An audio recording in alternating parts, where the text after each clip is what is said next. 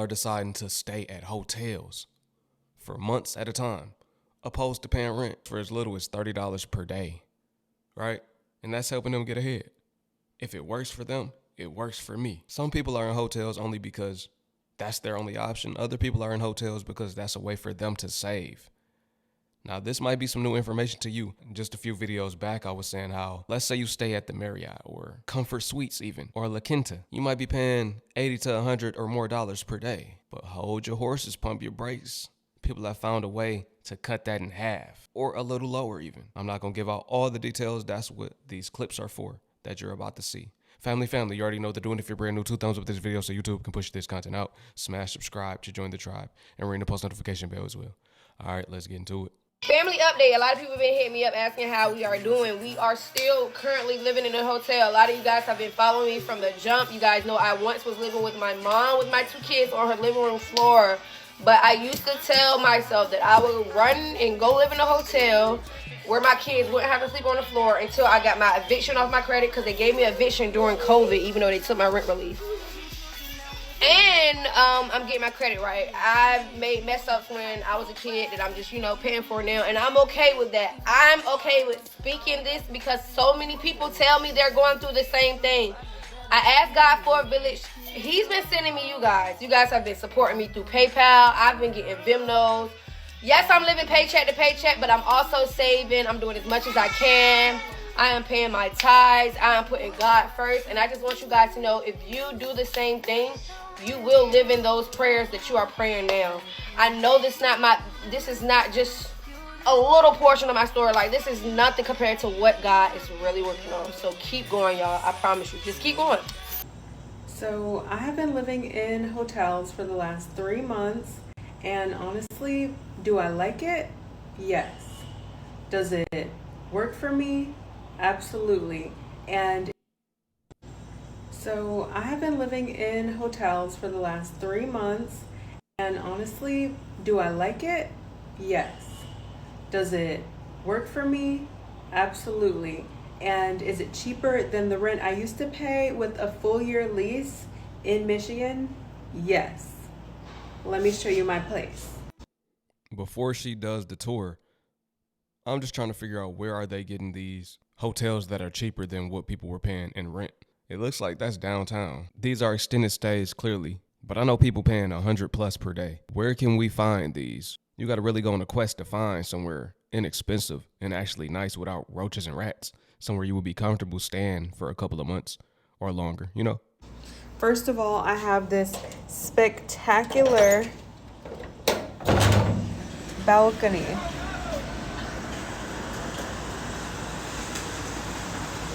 Now, other than that, I have a mini fridge that I can have all my things. I have AC, a full-size bed with lamps and a phone, room service, a desk and chair set up for my work, as well as a TV. And somebody was already signed into the Netflix on the TV, by the way, so no Netflix bill. I also have this full-size closet that has different things and a decent amount of space. I have my stuff here. And then a super cute bathroom. I also get maid service cleaning every day. A rooftop pool. Be so for real.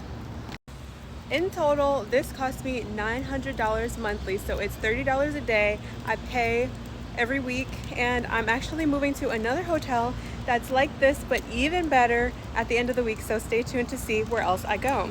$30 a day. Now that's a nice spot for $30 a day. It's giving me Thailand vibes. That looks like a unit you would get in Thailand, to be honest. I would have never imagined that was only $30 per day. See, it's looking like you got to stay in the non-name brand hotels, the small family-owned hotels. That's probably where you will find the deals. I know that's not no Marriott. I know that's not no Red Roof either.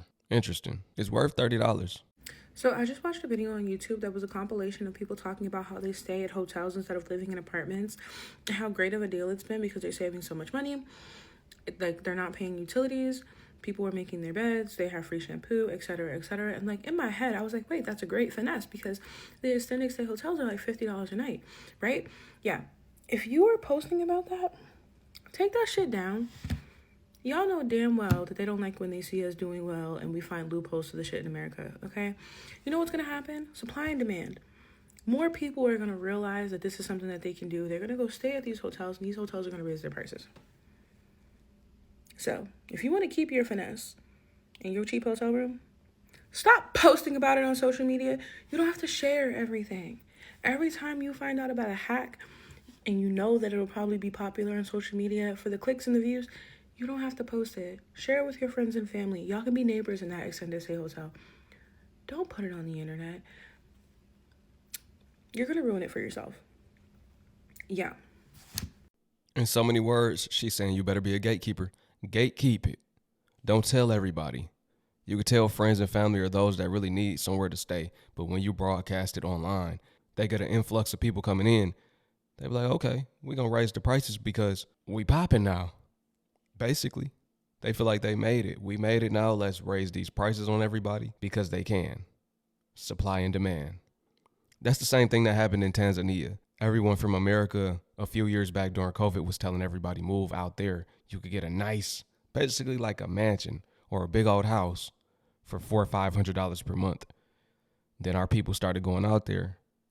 You think you can get one for that price now? No, I'm not sure about right now, but at that time, they raised the prices because a lot of Americans were going out there and looking for those properties. They were like, nah, that's not the price no more. Now you have to pay double.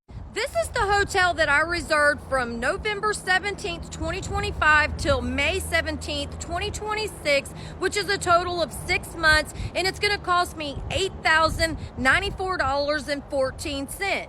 No, I do not have to pay all that up front. I can either pay $307 a week or I can pay the $1,228 a month. You can even pay every 2 weeks. It really is up to you. Your total amount is your total amount. I'm gonna take y'all inside my room. This is inside of our room, and what we get inside of here for that amount is say hey to hubby. Also, we have the full-size refrigerator and freezer. It came with the microwave. It also came with the 2-eye stove burner here.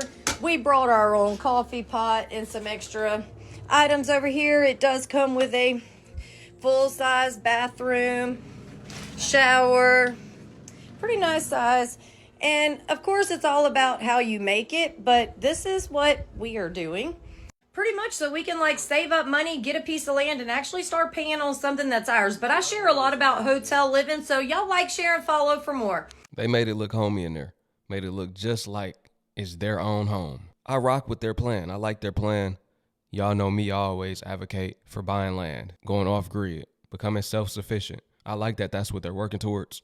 I think it's smart if they can save this way. Now they're still paying about $1,200 per month, but maybe they were paying more than that before. And if it works for them, then I'm glad for them. Now here's another way you could save.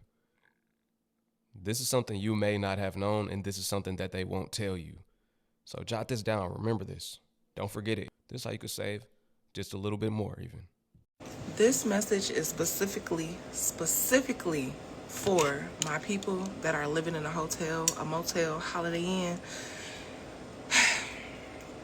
If you have been going through your journey and living in that hotel for over 30 days, you need to take your ass up to that front desk and you need to tell them, ask them rather, to take the taxes off your room. After 30 days, you become exempt technically, but they are not going to take those taxes off unless you ask, because technically you live at the property now. You don't need to be, yeah, that's a different story.